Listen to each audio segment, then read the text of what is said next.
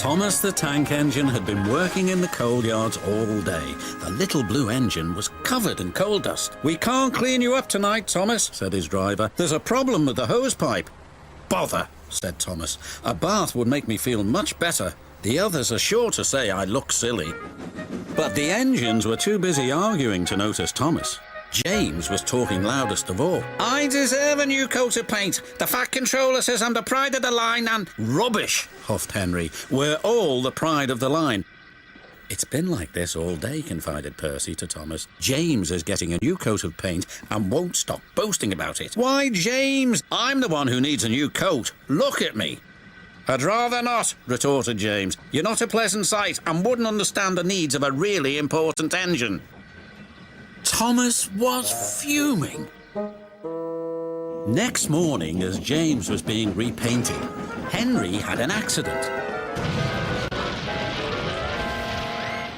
"If you can't push trucks properly, Henry, why not talk to a tree instead? You know how much you like the forest." "As a matter of fact, Bossy Boiler, the Fat Controller is inspecting the island for trees that are too close to the line.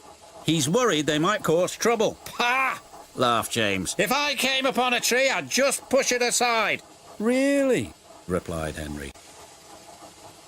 Soon James was showing off his paintwork. "Make way for an important engine." "You wouldn't feel important if one of these trees crashed on you. You'd feel hurt," reproached Percy. "Rubbish! It wouldn't dare." "You should be careful, James. Trees can be just as powerful as engines," advised Terence. "Pah!" snorted James. "Now excuse me, the Fat Controller needs me to pull the express." And he huffed away. But James was wrong. "You must go to the yards and collect an important goods train, James. It's heavy, so be careful," said the Fat Controller. "But, sir, I've just been repainted. Can't Thomas or Percy do it? They're dirty and like working with trucks." Really useful engines don't argue. So James didn't.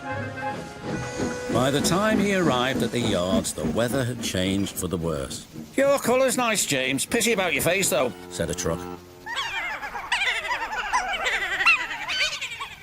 James ignored them and set off.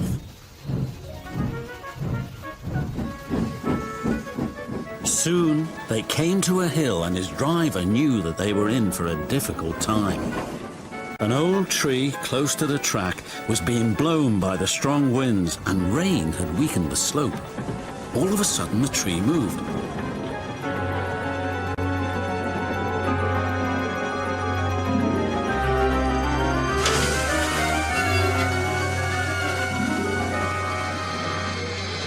"Ooh, help!" cried James. "Go away!" But of course the tree couldn't.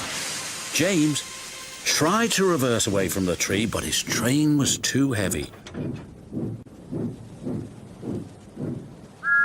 Then he heard a whistle.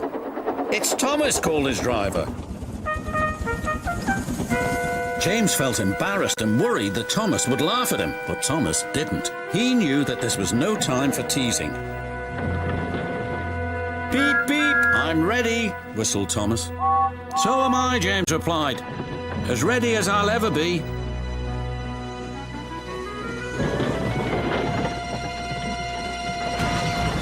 They were just in time.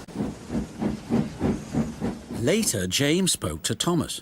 "Percy and Terence were right to warn me," he said. "Thank you for rescuing me, Thomas." "Oh, that's all right. We engines must pull together, whatever the weather." Just then, Edward bustled in.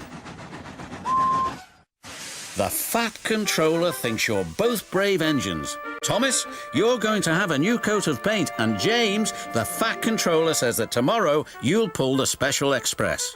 Everyone was very happy.